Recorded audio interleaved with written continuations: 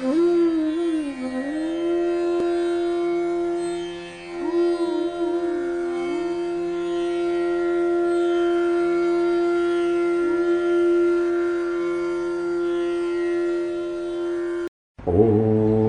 सहना भवतु सहनौ भुनक्तु सह वीर्यं करवावहै तेजस्विनावधीतमस्तु मा विद्विषावहै।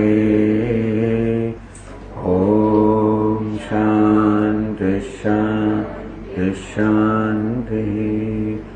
ॐ पूर्णमदः पूर्णमिदं पूर्णात् पूर्णमुदच्यते पूर्णस्य पूर्णमादाय पूर्णमेवावशिष्यते। ॐ शान्ति शान्ति शान्तिः। श्रुतिस्मृतिपुराणानाम् आलयं करुणालयं नमामि भगवत्पादं शङ्करं लोकशङ्करं शङ्करं शङ्कराचार्यं बादरायणं सूत्रभाष्यकृतौ वन्दे भगवन्तौ पुनः पुनः। ईश्वरो गुरुरात्मेति मूर्तिभेदविभागिने व्योमवद्व्याप्तदेहाय दक्षिणामूर्तये नमः। अखण्डानन्दसम्बोधः वन्दनाद्यस्य जायते गोविन्दं तमहं वन्दे चिदानन्दतनुं गुरुम् अखण्डं सच्चिदानन्दम् अवाङ्मनसगोचरम् आत्मानमखिलाधारम् आश्रये भीष्टसिद्धये। यदालम्बोदरं हन्ते सतां प्रत्यूहसम्भवम् तदालम्बे दयालम्बम् लम्बोदरपदाम्बुजम्। 148 પાના પર આપણે હતા સચ્ચિદાનંદ પરમાત્માનું સ્વરૂપ છે સત્વમ ચિત્તમ તથાનંદ સ્વરૂપમ પરમાત્મનઃ निर्गुणस्य गुणायोगात् गुणास्तनु भवन्ति ते। असत सत्यम ज्ञानम अनंतम ब्रह्म क्या આવ્યું? બ્રહ્મ કેવું છે? સત્ય સ્વરૂપ, જ્ઞાન સ્વરૂપ, અનંત સ્વરૂપ છે. તો સત્ય જ્ઞાન અનંત કે સચ્ચિત આનંદ એ બ્રહ્મના ગુણ છે જે મહત સુગંધી નીલમ મહત સુગંધી ઉત્પલમ. નીલ મહત સુગંધી ઉત્પલના અર્થાત કમળના વિશેષણો છે કે ગુણો છે. તેવી રીતે જેમ કે લાલ એ આ કેસરી અરવાલના ગુણ છે, તેવી રીતે સત એ શું બ્રહ્મનો ગુણ છે, ચિત્ત એ બ્રહ્મનો ગુણ છે, આનંદ તો કે નહીં. એ ગુણ ક્યારે કહેવાય? જ્યારે ગુણી કરતા જુદું હોય. ગુણી તો વસ્ત્ર છે, ગુણ તો કેસરી છે, તો કેસરી સ્વતંત્ર અસ્તિત્વ ધરાવતો હોય, વસ્ત્ર સ્વતંત્ર હોય. કારણ કે કેસરી તો બીજા કશાનો રંગ હોઈ શકે અને વસ્ત્રનો કેસરી સિવાયનો રંગ હોઈ શકે. એવી સ્થિતિ હોય તો આપણે કહીએ કે આ કેસરી એ વસ્ત્રનો ગુણ છે. પણ સત એવી રીતે બ્રહ્મનો ગુણ છે એવું ક્યારે હોય? બ્રહ્મ સત સિવાયનું હોઈ શકે કે સદ બ્રહ્મ સિવાય ન હોઈ શકે તો કહેવાય. સદ બ્રહ્મ સિવાય બીજે ક્યાંક હોઈ શકે, અને બ્રહ્મને સત સિવાય બીજો ગુણ હોઈ શકે એવું તો છે નહીં. જે સત છે એ જ બ્રહ્મ છે, જે બ્રહ્મ છે એ જ સત છે, જે ચિત્ત છે એ જ બ્રહ્મ છે, જે બ્રહ્મ છે એ ચિત્ત છે, જે આનંદ છે એ બ્રહ્મ છે, જે સત છે એ જ ચિત્ત છે, એ જ આનંદ છે, એ જ બ્રહ્મ છે. તો આટલા બધા શબ્દોનો પ્રયોગ કરવાની જરૂર છે તો કે આપણને જીવનમાં આવી વસ્તુનો અનુભવ થતો હોય છે.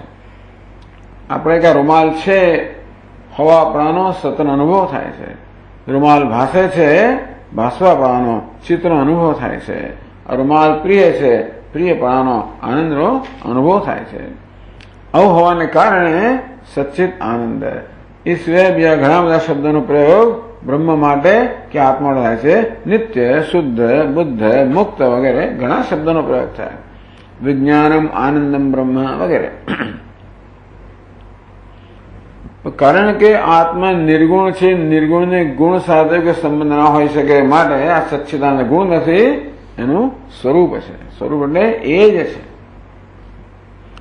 વિશેષાનંદ વ્યાવૃત્ય ભવે દ્રવ્યાંતરમ સતી. ભવે જોઈએ ભેદ લખ્યો છે. વિશેષણ શું વસ્તુ છે?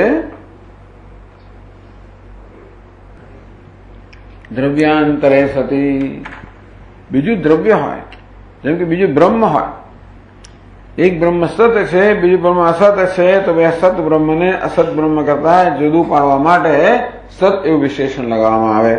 પણ પરમાત્મા અદ્વિતીય, પરમાત્મા કહો, બ્રહ્મ કહો, આત્મા કહો, અદ્વિતીય છે, એ સિવાયને કઈ છે જ નહીં.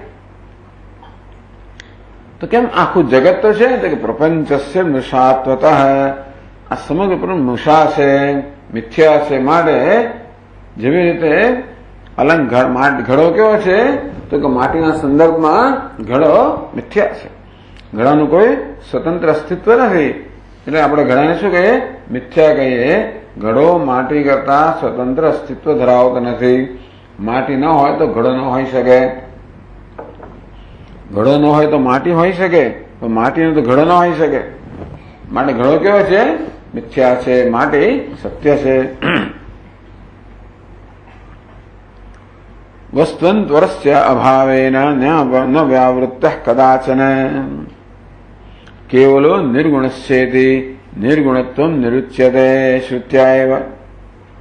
વસ્ત્વંતરસ્ય અભાવેન, બીજા બ્રહ્મનો અભાવ છે માટે બીજા બ્રહ્મથી એક બ્રહ્મને જુદું કરવાનું નથી કે જેનો વિશેષણની જરૂર પડે. શ્રુતિ સ્વયં કહે છે કેવલો નિર્ગુણશ્ચેતિ, સાક્ષી ચેતા કેવલો નિર્ગુણશ્ચેતિ નિર્ગુણત્વમ નિરુચ્યતે.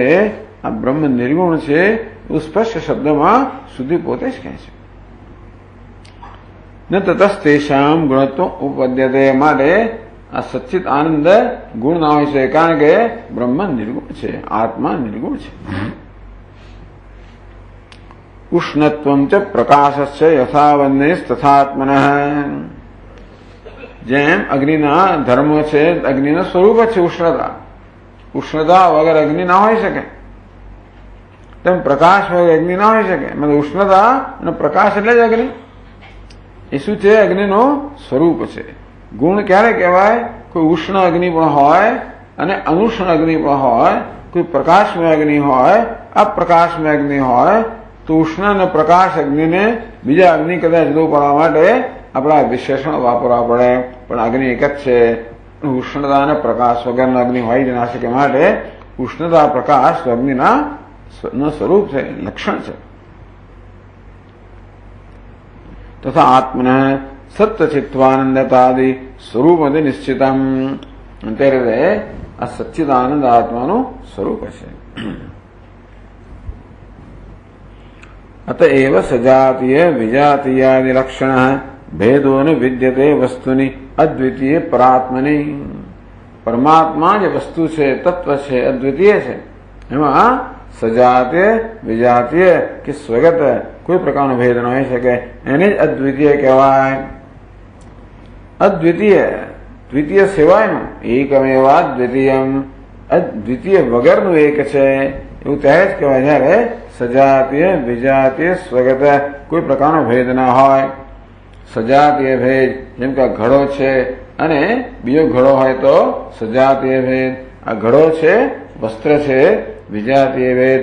ઘડો છે, આ ઘડાનું પેટ છે, આ ઘડાનું મોં છે, આ ઘડાનું તળિયું છે, એ કેવા છે? સ્વગત ભેદ.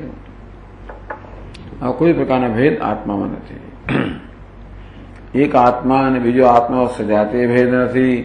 આત્મા અનાત્મા એવો વિજાતીય ભેદ નથી. આત્માનું માથું ને આત્માના પગ એવા સ્વગત ભેદ નથી. તો સજાતીય વિજાતીય સ્વગત આ બધા પ્રકારના ભેદનો હવે અહીંયા બાદ કરવાનો છે, જેથી બ્રહ્મનું કે આત્માનું અદ્વિતીય પણ સિદ્ધ થાય. તો પહેલા વિજાતીય ભેદનો અહીંયા અપવાદ કરે છે. પ્રપંચસ્ય અપવાદેન વિજાતીય કૃતાભિધા ન ઇષ્યતે. પ્રપંચસ્ય અપવાદેન, આ પ્રપંચનો અપવાદ થાય એટલે પ્રપંચ નથી એવી જાતનો અનુભવ થાય. અપવાદ એટલે ન હોવું. આ પ્રપંચ આપણે દેખાય છે છતાં પણ પ્રપંચનો અપવાદ અર્થાત પ્રપંચનો ન હોવા પણ પ્રપંચનો બાદ. તો જેવી રીતે અનેક બધા અલંકારો હોય સુવર્ણના, અલંકારનો બાદ એટલે બધા જ અલંકારો અવય પણ જાય. અલંકારો ન હોય છતાં સુવર્ણ છે. અથવા આપણે આપણી બુદ્ધિમાં જોઈ શકીએ કે અલંકારનું અલંકારપણું છે. જેવી રીતે આ વાત કરે ને કે આ ઘડાનું ઘડાપણું એવું છે, મિથ્યા છે, માટી વગર ન હોઈ શકે. એટલે માટીની દ્રષ્ટિએ ઘડો છે જ નહીં. આ ઘડામાં તમે માટી પર જ માત્ર ધ્યાન કેન્દ્રિત કરો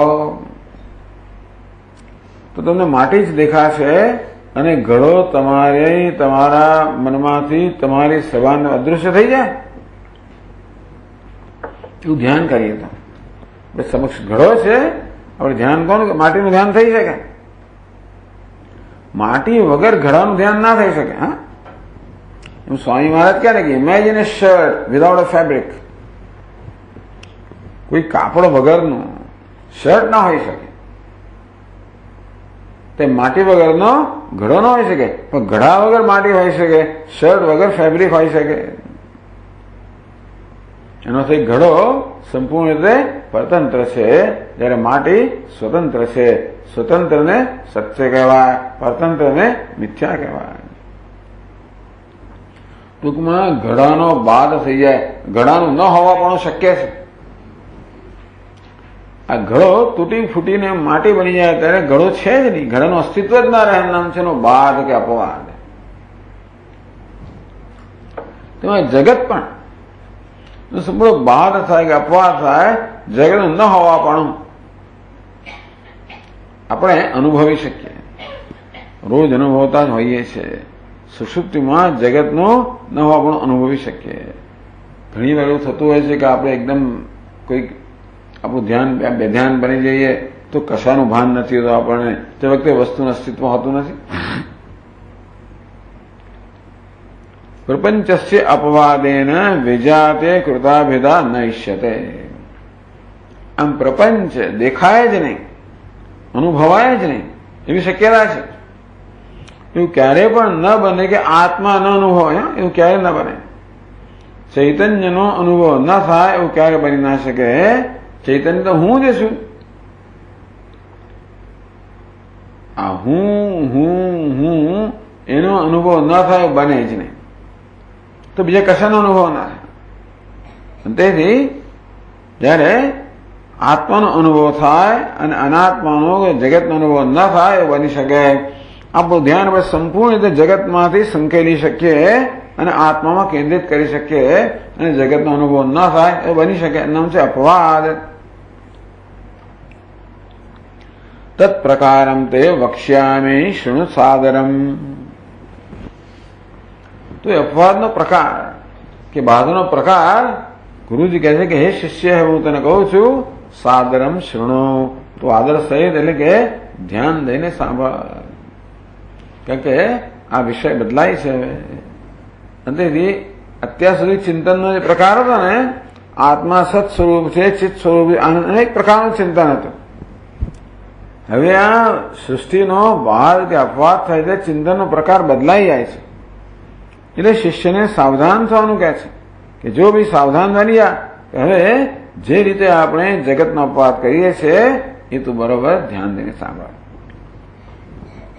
149 પાના પર 679 શ્લોકથી કહે છે.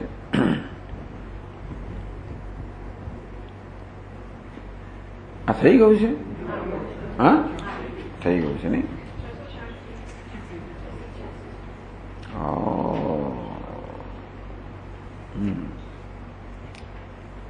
સ્ટીકર ખોટી જગ્યા લાગેલું, બરોબર. તો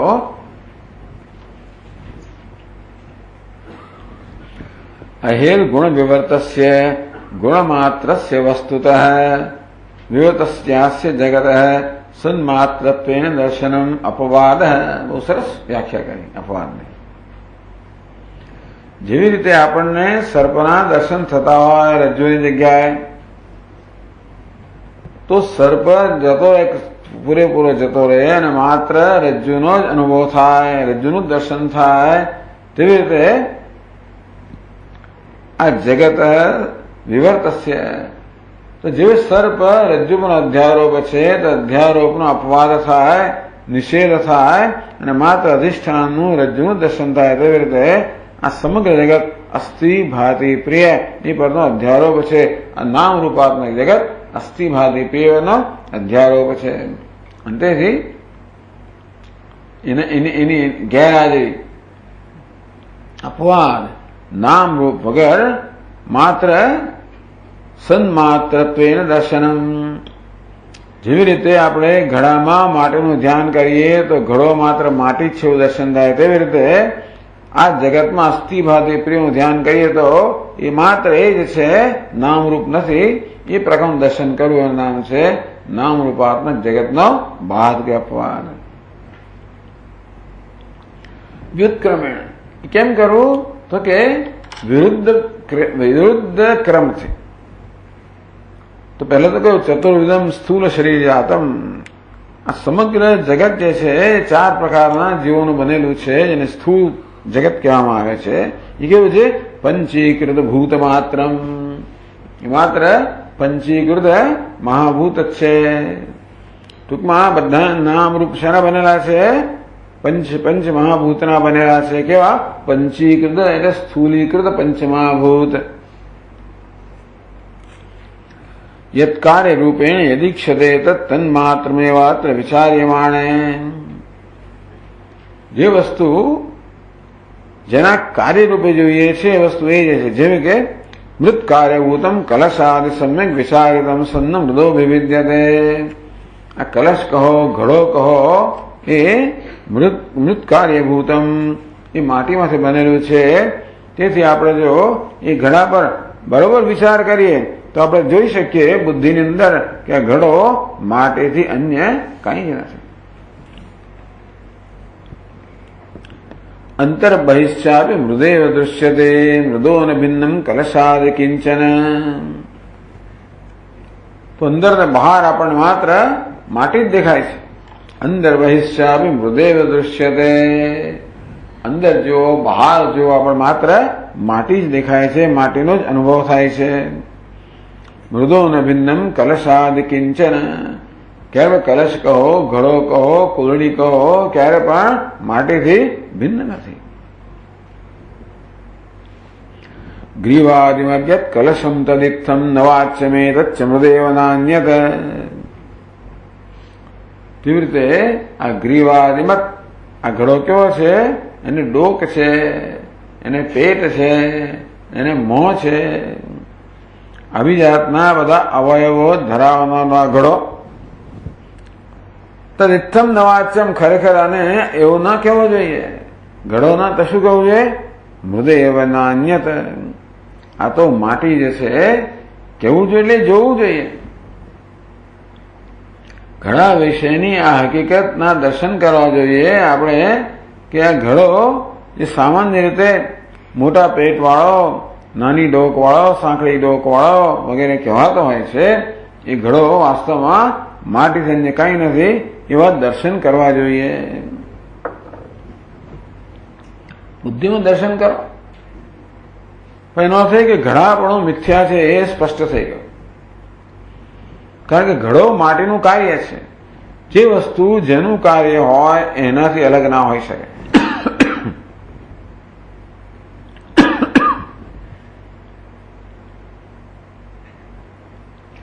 ઘડો માટીનું કાર્ય છે, માટે માટીથી અલગ ના હોઈ શકે.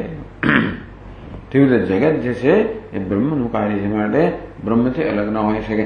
પણ ક્રમે ક્રમે આ પ્રકારે વ્યુત્ક્રમ વૃદ્ધ ક્રમથી આપણને લયની પ્રક્રિયા બતાવે છે.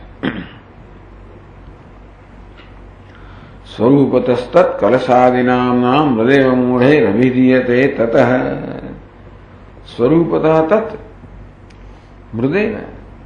સ્વરૂપથી જોવા જઈએ તો આ ઘડો, કૂજો, કોડિયું, આ બધી વસ્તુ શું છે?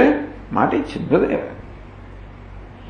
જે વસ્તુ ઘડો, કૂજો, કોડિયું વગેરે નામથી ઓળખાય છે એ વાસ્તવમાં માટી જ છે.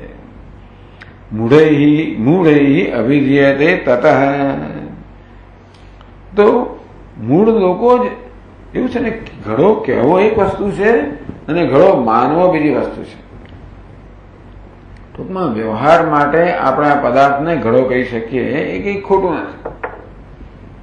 વ્યવહાર માટે બીજા પદાર્થને કૂજો કહો, ત્રીજાને કોળિયું કહો, તો વ્યવહારની સરળતા પડે, એકબીજા સાથે આપણે કમ્યુનિકેટ કરી શકીએ, આપણા વિચારો પહોંચાડી શકીએ અને વ્યવહાર શક્ય બને. એટલે આ ઘડાને ઘડો કહેવો એક વસ્તુ છે અને ઘડાને ઘડો માનવો બીજી વસ્તુ છે. મૂઢૈ અભિધીયતે. મૂળ લોકો કહે છે અથવા માને છે કે આ ઘડો જ છે અને પેલો કૂજો જ છે, પેલું કોળિયું જ છે. નામનો હિ ભેદ ન વસ્તુ ભેદ પ્રદૃશ્યતે. તો ઘડામાં, કૂજામાં, કોળિયામાં ભેદ શેનો છે? માત્ર નામનો જ ભેદ છે, નામ ને રૂપનો. ઘડો નામ આવ્યું, એને અનુરૂપ એક રૂપ આવે. કૂજો નામ છે, એને અનુરૂપ એક રૂપ હશે. કોળિયું નામ છે, અનુરૂપ એક રૂપ હશે. આમ ભેદ શેનો છે? નામ રૂપનો ભેદ છે. ન વસ્તુ ભેદ, ન તો વસ્તુ ભેદ. વસ્તુમાં, તત્વમાં, માટીમાં કોઈ પ્રકારનો ભેદ નથી. પ્રદૃશ્યતે તત્ર વિચાર્યમાણે. વિચાર્યમાણે વિચાર કરીએ તો પહેલી નજરે આપણને બધા જુદા દેખાય છે. એને મૂળ મનુષ્ય કહેવાય, જે જાજુ વિચારતો નથી. માત્ર ઇન્દ્રિયોને જે અનુભવ થાય છે એને સાચું માની લેવું, એ વિશે કોઈ જાજો વિચાર ન કરવો, એને અહીંયા મૂળ કહેવામાં આવે. તો વિચાર્યમાણે વિચાર કરીએ તો ખબર પડે કે આ બધા જે માટીના ભિન્ન ભિન્ન પાત્રો છે એમાં ભેદ માત્ર નામ રૂપનો જ છે. વાસ્તવમાં માટી સિવાય કંઈ જ નથી. તસ્માદ્વિકાર્યમ ન કદાપી ભિન્નમ સ્વકારણાદસ્તિ યતઃ. તેથી આ ઘડો માટી કરતા કોઈ રીતે જુદો નથી.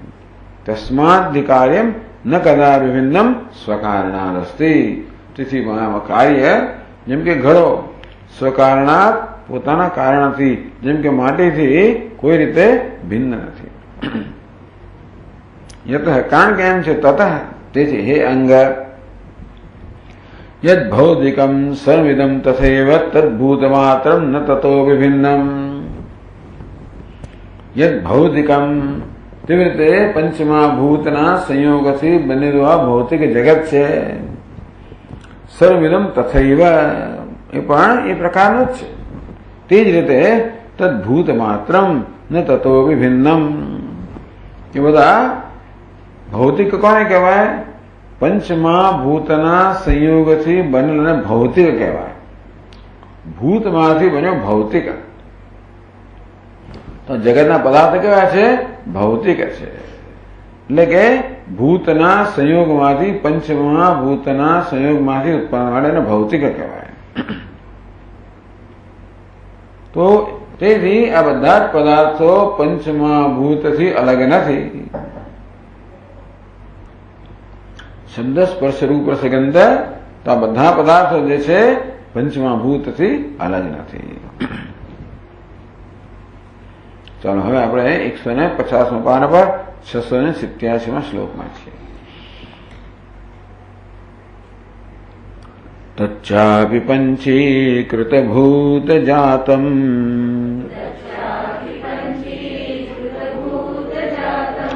શબ્દાદિ વિશ્વસ્વગુણૈશ્ચ સાર્ધમ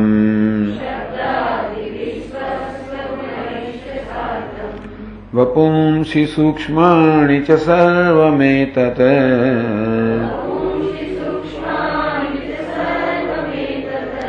ભવત્ય પંચીકૃત ભૂતમાત્રમ.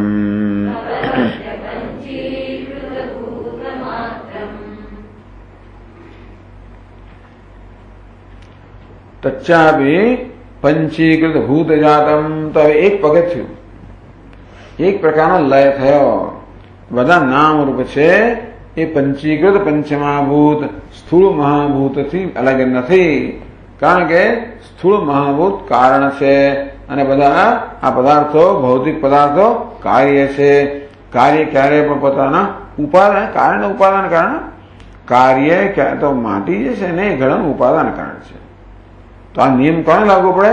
કાર્યનું ઉપાદાન કારણ વચ્ચે લાગુ પડે, નિમિત્ત કારણ નહીં. માટીની કુંભાર એક નથી. કુંભાર તો માટી કરતા અલગ છે, ઘડા કરતા અલગ છે. તો આ બધા જ પદાર્થો ભૌતિક પદાર્થો છે એ પંચમહાભૂતથી અલગ નથી. એ તો આપણે જોયું. તો હવે કલ્પના કરો, માત્ર પંચીકૃત પંચમહાભૂત છે એ બધા જ શબ્દાદિ સ્વસ્વગુણૈ સાર્ધમ. સાર્ધમ એટલે સહિતમ. સાર્ધમ સાકમ સહિતમ અને અર્થ એક થાય પોતપોતાના ગુણો સહિત. એટલે કે આકાશ એ સ્થૂળ મહાભૂત છે, એનો ગુણ છે શબ્દ. વાયુ બીજું સ્થૂળ મહાભૂત છે, એનો ગુણ છે સ્પર્શ. અગ્નિ ત્રીજું સ્થૂળ મહાભૂત છે, એનો ગુણ છે રૂપ કે રંગ. જળ ચોથું મહાભૂત છે, એનો ગુણ છે રસ. પૃથ્વી પાંચમું મહાભૂત છે, એનો ગુણ છે ગંધ.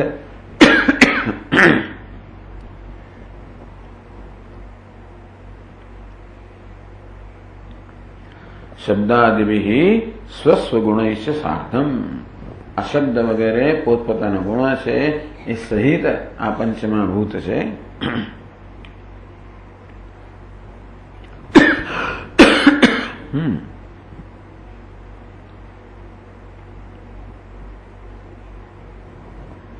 સર્વમ એતદ ભવતિ અપંચીકૃત ભૂત માત્રમ.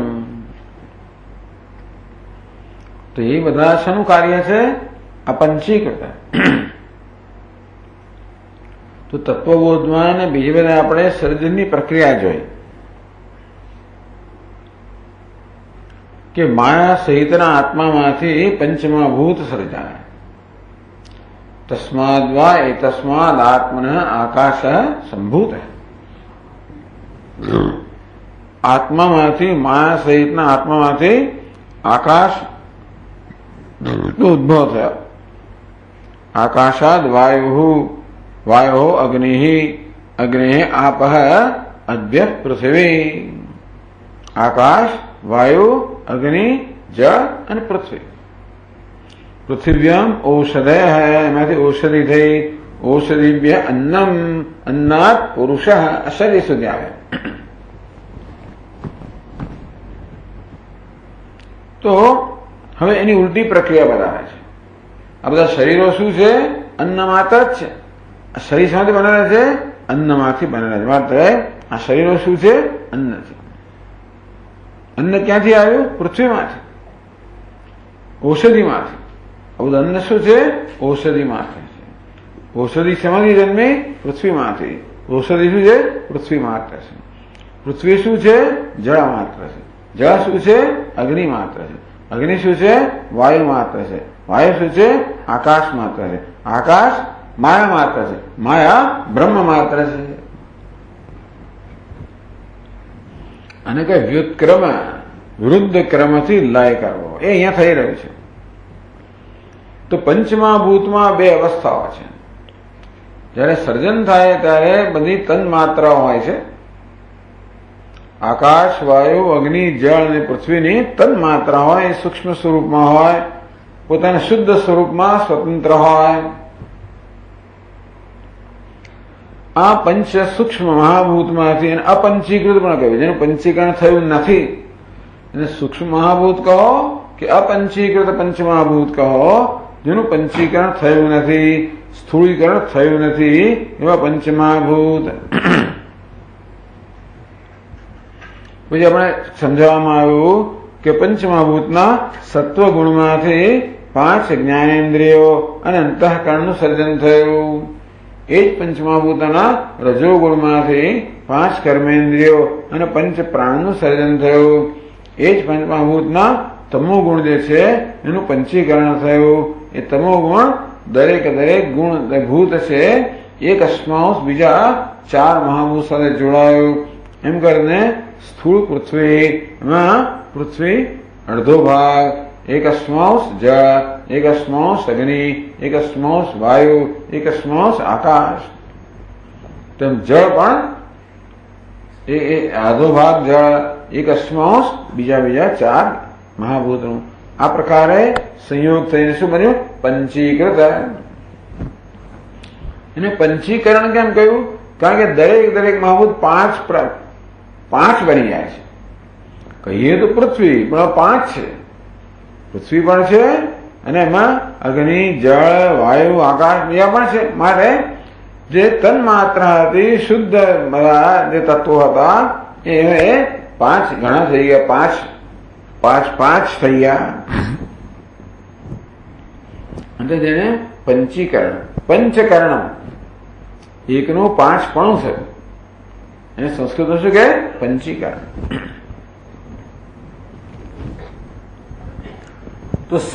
તો હવે ઉલટી પ્રક્રિયા. હવે આપણે પંચીકરણમાંથી પંચીકૃત શું કહે? અપંચીકૃત. સ્થૂળમાંથી સૂક્ષ્મ મહાભૂત. જુઓ, સૂક્ષ્મ મહાભૂતમાંથી સૂક્ષ્મ શરીર રચાય. સૂક્ષ્મ શરીરમાં શું છે?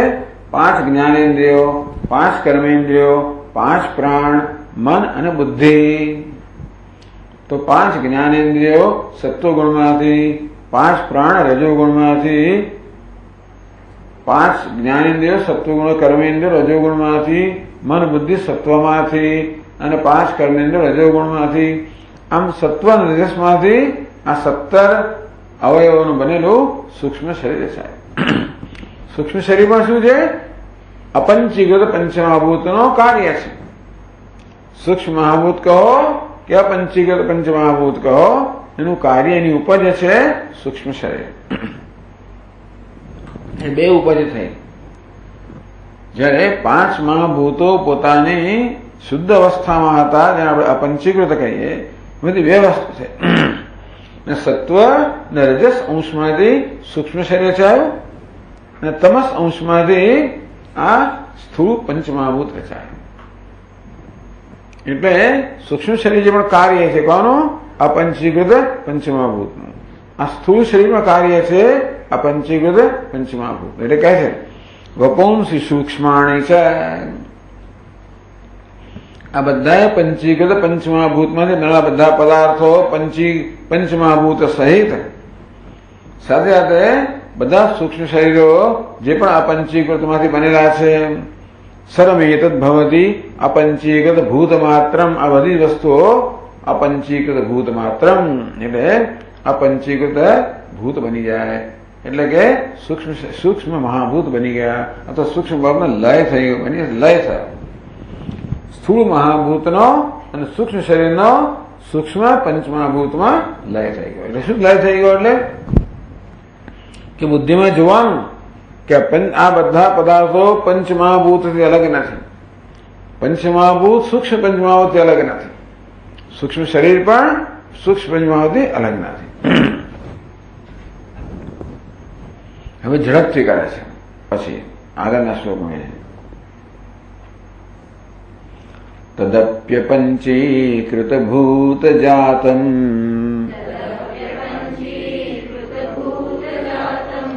રજસ્તમસત્વગુણૈશ્ચ સાર્ધમ અવ્યક્તમાત્રમ ભવતિ સ્વરૂપતઃ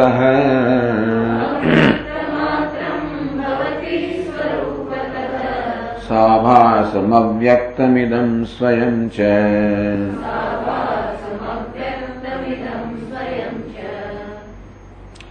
તદપી આકાશ વાયુ અગ્નિ જળ પૃથ્વી જે સૂક્ષ્મ મહાભૂત છે એની ઉત્પત્તિ છે ને માયામાંથી થઈ. માયા કહો, પ્રકૃતિ કહો, પ્રધાન કહો, અવ્યક્ત કહો. તદપી અપંચીકૃત ભૂત જાતમ આ સૂક્ષ્મ પંચમહાભૂત છે. રજસ તમસ સત્વ એના 3 ગુણો છે. રજસ તમસ અને સત્વ એની સહિત અવ્યક્ત માત્રમ ભવતી એ સમય જન્મ્યા છે અવ્યક્તમાં. એનો લય અવ્યક્તમાં થાય. આ બધું લય ક્યાં થાય છે? બુદ્ધિમાં થાય છે. આ નાશ નથી, આ શું છે? અપવાદ છે. પણ લય શબ્દ વાપરીએ પણ ખરેખર શું છે? અપવાદ છે. એને ઘડાને તોડવો અને પછી એને માટી રૂપે જો એક વસ્તુ છે, અને ઘડો જે છે અને ત્યારે એને માટી રૂપે જુઓ એ બીજી વસ્તુ, એનો અપવાદ કહેવાય. ઘડામાં કોઈ પ્રકારનું પરિવર્તન લાવ્યા વગર જ એને માટી રૂપે જુઓ એ શું કહેવાય? અપવાદ. એવું અહીં થઈ રહ્યું છે. આ જગતને તોડફોડ કરવાની જરૂર નથી. આવું થશે એક દિવસ કે સમગ્ર જયારે મોટો પ્રલય આવશે ત્યારે સમગ્ર જગત આ વસ્તુ થવાની જ છે. સ્થૂળ સૂક્ષ્મ મળી જવાનું છે. પૃથ્વી જળમાં મળી જશે, જળ અગ્નિમાં, અગ્નિ વાયુમાં, વાયુ આકાશમાં, આકાશ અવ્યક્તમાં. પણ અહીંયા આગળ બુદ્ધિપૂર્વક કરવાનું છે. અવ્યક્ત માત્રમ ભવતી. ટૂંકમાં આ કશી વસ્તુ અવ્યક્તથી અલગ નથી, પ્રકૃતિથી અલગ નથી, પ્રધાનથી અલગ નથી. એટલે પ્રધાન કે પ્રકૃતિ કોને કહેવાય? પ્રાઇમોર્ડિયલ મેટર. આ બધા મહાભૂતો જેમાંથી જન્મ્યા છે મૂળભૂત દ્રવ્ય, એને આપણે પ્રકૃતિ કહીએ અથવા એને આપણે માયા કહીએ. એને આપણે અવ્યક્ત એટલા માટે કે જેવી રીતે આ ઘડો માટીમાં અવ્યક્ત છે. જ્યારે માટીનો પિંડ હતો ત્યારે પણ ઘડો અંદર હતો. વ્યક્ત કોને કહેવાય? જે ઇન્દ્રિયના અનુભવનો વિષય છે એને વ્યક્ત કહેવાય. તો ઘડો અત્યારે આપણા ચક્ષુના, સ્પર્શના, ગંધના બધા ઇન્દ્રિયોના અનુભવનો વિષય મને વ્યક્ત કહેવાય. પરંતુ આ ઘડો જ્યારે માત્ર પિંડ રૂપે હતો ત્યારે એમાં ઘડો હતો પણ આપણે એને અનુભવી શકતા નતા. ઘડો કઈ અવસ્થા હતો? અવ્યક્ત અવસ્થામાં. આમ દરેક વ્યક્ત વસ્તુ શું હોય છે? અવ્યક્ત. જેવી રીતે બીજ હોય એમાંથી પેલો અંકુર ફૂટે, અંકુર તો વ્યક્ત થાય પણ દેખાય. બીજ કેવું છે? દેખાતું ના હોય. બીજને કહેવાય અવ્યક્ત અને અંકુરને કહેવાય વ્યક્ત. કે સમગ્ર વ્યક્ત જગત, સૂક્ષ્મ જગત એના ગુણો સહિત સત્વ રજસ તમસ ગુણૈશ્ચ સાર્ધમ અવ્યક્ત માત્રમ ભવતી સ્વરૂપતઃ.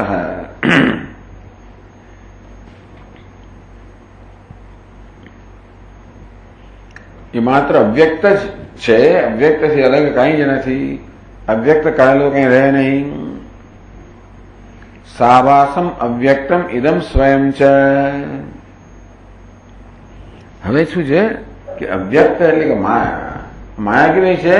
માયામાં હંમેશા ચૈતન્યનું પ્રતિબિંબ પડવાનું જ. એ જ પ્રતિબિંબ છેક સુધી ચાલુ રહે છે. માયામાં ચૈતન્યનું પ્રતિબિંબ પડ્યું. આકાશ, વાયુ, અગ્નિ, જળ, પૃથ્વી, શરીર બધામાં આવતું હોય છે. તો આભાસ સહિતમ અવ્યક્તમ. આભાસ સહિતનો વ્યક્ત અવ્યક્ત માત્રમ ભવતી સ્વરૂપતઃ સાભાસમ અવ્યક્તમ ઇદમ સ્વયં ચ. એ પછી આવશે અવ્યક્ત માત્રમ ભવતી. આ બધું પહેલા શું છે? અવ્યક્ત. તો અવ્યક્ત એટલે માયા, એમાં એનો આભાસ તો હોય એટલે કે છે સાભાસમ અવ્યક્તમ ઇદમ સ્વયં છે.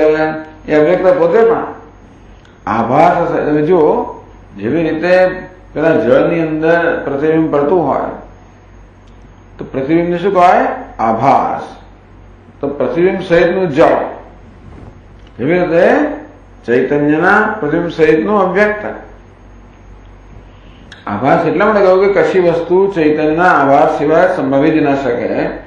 અવ્યક્ત કહો કે માયા કહો, એનો એવો જ ગુણ છે કે હંમેશા ચૈતન્યને પ્રતિબિંબિત કરે. જળ જેવી રીતે સૂર્યને પ્રતિબિંબિત કરે તેવી રીતે આ માયાનો ગુણ છે કે અવ્યક્ત ચૈતન્ય પ્રતિબિંબિત કરે. એટલે આ છે મહદ્યોની બ્રહ્મ. મહાદેવની તસ્મિન ગર્ભમ દધામ્યહમ. ભગવાન કે બ્રહ્મ કહો, માયા કહો, એમાં ગર્ભ પ્રદાન કરવો એટલે કે એમાં ચૈતન્યનું પ્રતિબિંબ પડવું. પછીના શ્લોકમાં કહે છે આધારભૂતમ યદખંડમાદ્યમ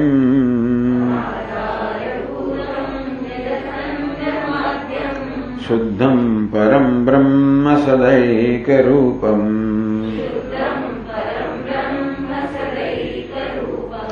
સન્માત્રમેવાસ્ત્યથનો વિકલ્પઃ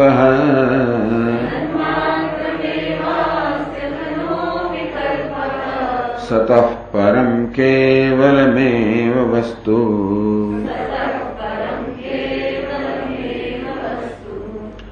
આનું આ છે ને ભાષાંતર બરાબર છે અહીંયા આગળ. ખરેખર તો આ બે શ્લોકને જોડીએ શું થાય ખબર છે? તો તદપી અપંચીકૃત ભૂત જાતમ રજસ્તમસ સત્વગુણૈક્ષ સાર્ધમ અવ્યક્ત માત્રમ ભવતે સ્વરૂપતઃ. ટૂંકમાં સત્વ રજસ્તમસ આ ત્રણ ગુણો સહિત જે પ્રકૃતિ છે અને જે સૂક્ષ્મ ભૂત છે શું છે? માત્ર અવ્યક્ત છે.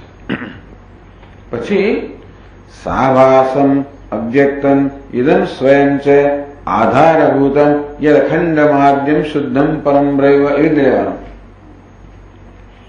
અવ્યક્ત પોતે પોતાના આભાસ સહિત અવ્યક્ત આભાસ અને અવ્યક્તમાં શું છે? આધારભૂતમ યદખંડમ આદ્યમ શુદ્ધમ પરમ બ્રહ્મ સદા એકરૂપમ.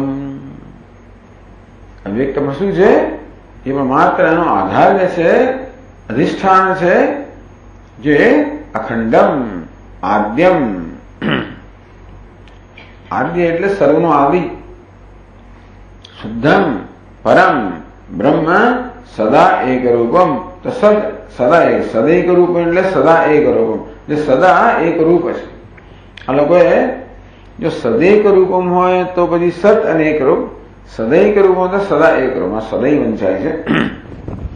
સત્ય સ્વરૂપ અને એક રૂપ નહીં, પરંતુ સદા એક રૂપ છે. સન્માત્રમેવાસ્તિ. એ બધી પદે શું છે? માત્ર સત સ્વરૂપ છે. એટલે અવ્યક્તા પુરુષ પર પુરુષાન્ન પરમ કિંચિત. અને અવ્યક્ત કહીએ છે એ પણ શું છે? માત્ર પુરુષ જ છે, પરમાત્મા છે, સત સ્વરૂપ છે. તો આ વિપરીત ક્રમથી સદૈવ સૌમ્ય ઇદમગ્રાસીત એકમેવા દ્વિતીયમ. છંદોગ્ય ઉપનિષદમાં પ્રારંભ કર્યો સતથી. આ સમગ્ર જગત એની ઉત્પત્તિ પહેલા એક અદ્વિતીય સત હતું. એ કેવી રીતે જગત બની ગયું આખી પ્રક્રિયા બતાવે. પછી એની વિરુદ્ધ ક્રમથી બતાવે છે. ત્યાં પણ એવું બતાવે છે કેવી રીતે સર્વ વસ્તુ સત છે. એટલે ટૂંકમાં નામ રૂપાત્મક જગત અસ્થિ ભાતિ પ્રિયથી ભિન્ન છે જ નહીં, એ જ એનું સ્વરૂપ છે. આધારભૂતમ એ સર્વનો આધાર છે. અખંડમ તો બધા નામ રૂપમાં ખંડ ખંડ છે, પરંતુ એમનો આધાર કહો, અધિષ્ઠાન કહો, જે અસ્થિ ભાતિ પ્રિયમાં કોઈ ખંડ નથી. નામરૂપ કેવા છે? એકબીજા કરતા જુદા જુદા છે.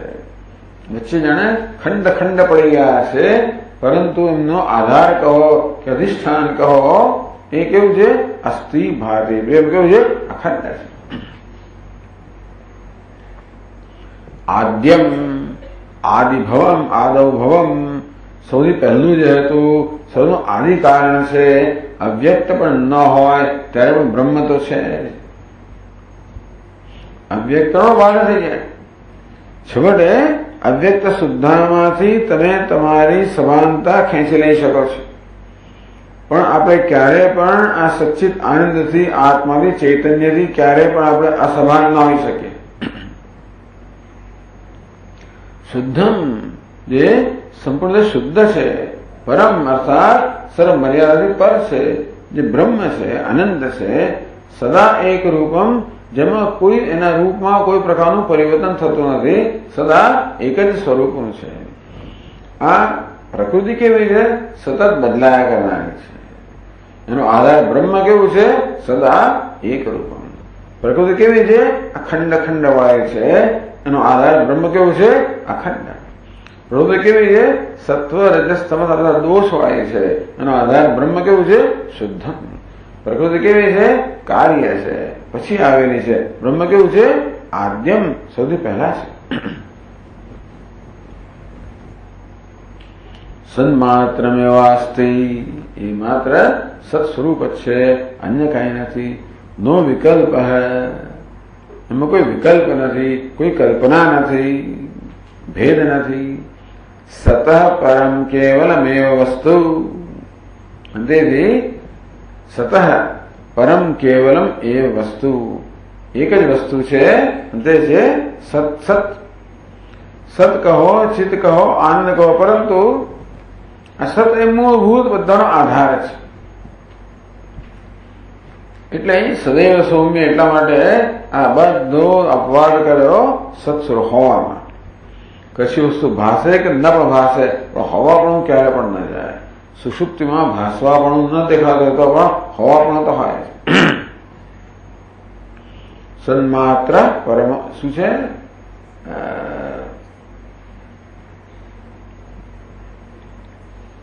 રાહુ ગ્રસ્ત દિવાકરેન્દ્ર સદૃશો માયા સમાચ્છાદનાત સન્માત્ર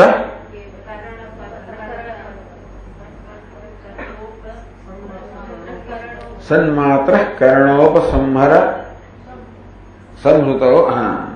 સન્માત્ર એ માત્ર સત, ત્યાં આનંદ, ત્યાં ચિત્તનો પણ અનુભવ નથી. સંહરતો સન્માત્ર કર્ણોપસંહરણતો યો ભૂત સુષુપ્ત પુમાન. બરાબર છે.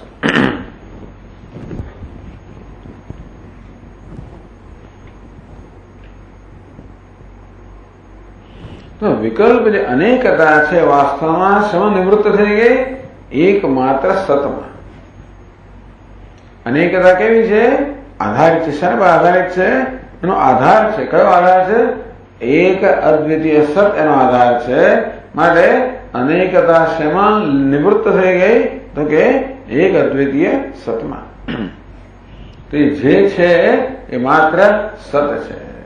જેમ કે અહીંયા ગળામાં અનેક પાત્રો છતાં પણ જે છે એક માત્ર માટી જ છે, તેવી રીતે આ નામ રૂપાત્મક જગતના બધાની અંદર પણ દ્રષ્ટા દૃશ્યાસરમાં જે કઈ છે માત્ર એક સત છે.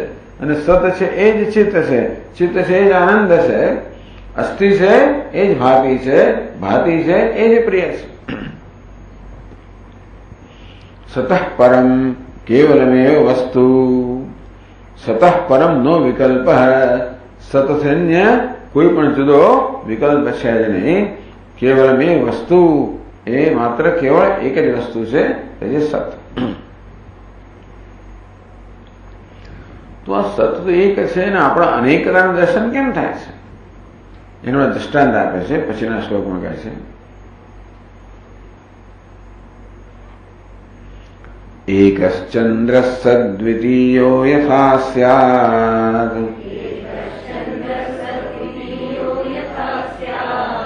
દૃષ્ટેર્દોષાદેવ પુંસસ્તથૈકમ,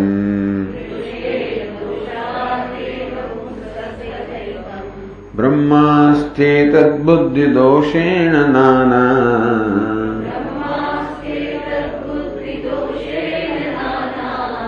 दोषे नष्टे भाति वस्त्वेकमेव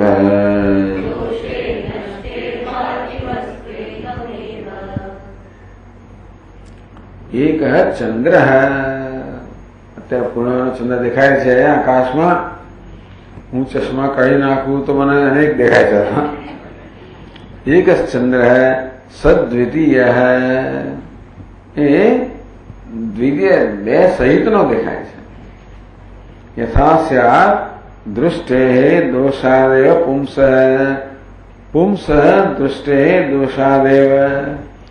આ મનુષ્યની દ્રષ્ટિના દોષને કારણે એક ચંદ્ર સદ્વિતીય યથાસ્યાત.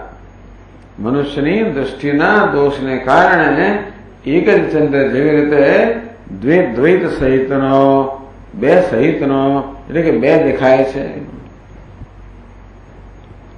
તથા એકમ બ્રહ્મ અસ્તિ એતદ બુદ્ધિ રૂપે. તેવી રીતે એકમ બ્રહ્મ અસ્તિ જે છે તો એક અદ્વિતીય બ્રહ્મ જ છે.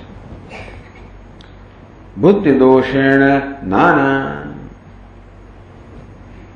તો બુદ્ધિના દોષથી જેમ દ્રષ્ટિના દોષથી ચંદ્ર અનેક દેખાય એ દ્રષ્ટિમાં દોષ દૂર કરવામાં આવે તો વળી પાછો ચંદ્ર જે એક છે એક દેખાય. તેવી રીતે બુદ્ધિના દોષથી એક જ બ્રહ્મ આ અનેક રૂપે ભાસે છે.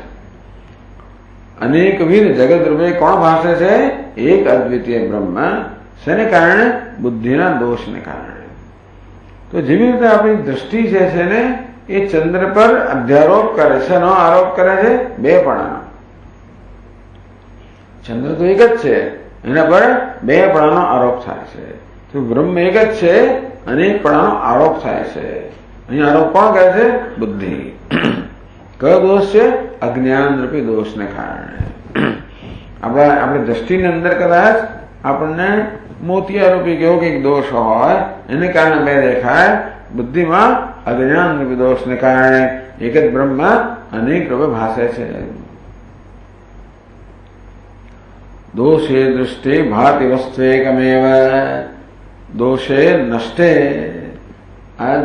તો જેમ ચક્ષુનો દોષ નષ્ટ થઈ જાય તો આપણે એક જ ચંદ્ર દેખાય, તેવી રીતે બુદ્ધિનો દોષ નષ્ટ થઈ જાય તો ભાતિ વસ્ત્વેકમેવ એક જ માત્ર વસ્તુ ભાસે છે, બીજું કંઈ ભાસતું નથી.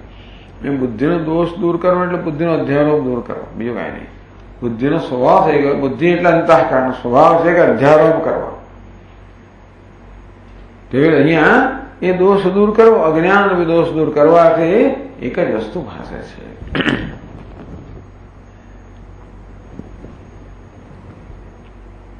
એ જ પ્રકારે દ્રષ્ટાંત આપણે આગળ છે, આપણે આગળ જોઈશું પછીના ક્લાસની અંદર. ઓમ પૂર્ણમદ પૂર્ણમિદમ પૂર્ણાત પૂર્ણમુદચ્યતે પૂર્ણસ્ય પૂર્ણમાદાય પૂર્ણમેવાવશિષ્યતે. ઓમ શાંતિ શાંતિ. શંકરં શંકરાચાર્યં કેશવં બાદરાયણં સૂત્રભાષ્યકૃતૌ વંદે ભગવन्तौ પુનઃ પુનઃ. ઈશ્વરો ગુરુરાત્મેતિ ભાગિને વ્યોમવદ્વ્યાપ્તદેહાય દક્ષિણામૂર્તये નમઃ. ઓમ શાંતિ શાંતિ શાંતિ. હરિ ઓમ. શ્રી ગુરુભ્યો નમઃ. હરિ ઓમ.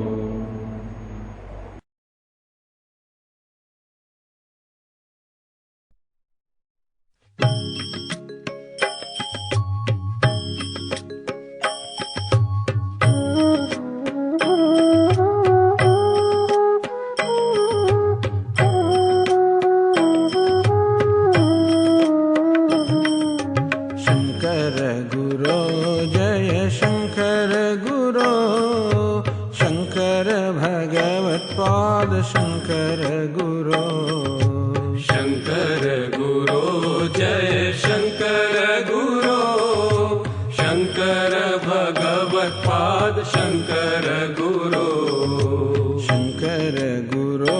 जय शंकर गुरो शंकर भगवत्पाद शंकर गुरो शंकर गुरो जय शंकर गुरो शंकर भगवत्पाद शंकर गुरो अपार महिमा गुरुनाथा अपार महिमा गुरुनाथा अपार महिमा गुरुनाथा अपार महिमा गुरुनाथा कृपा सागरा गुरुनाथा कृपा सागरा गुरुनाथा कृपा सागरा गुरुनाथा कृपा सागरा गुरुनाथा गुरुनाथा गुरुनाथा गुरुनाथा गुरुनाथा गुरुनाथा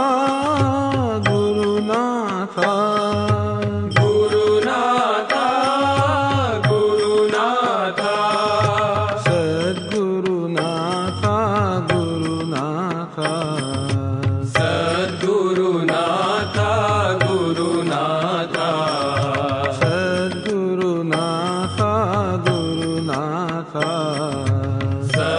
सद्गुरुनाथा गुरुनाथा शंकर गुरो जय शंकर गुरो शंकर भगवत्पाद शंकर गुरो शंकर गुरो जय शंकर गुरो शंकर भगवत्पाद शंकर गुरो दीन दयाळु गुरुनाथा दीन दयाळु गुरुनाथा दीन दयाळु गुरुनाथा दीन दयाळु गुरुनाथा पूर्ण कृपाळु गुरुनाथा पूर्ण कृपाळु गुरुनाथा परिपूर्ण कृपाळु गुरुनाथा परिपूर्ण कृपाळु गुरुनाथा गुरुनाथा गुरुनाथा गुरुनाथा गुरुनाथा गुरुनाथा गुरुनाथा गुरुनाथा गुरुनाथा सद्गुरुनाथा गुरुनाथा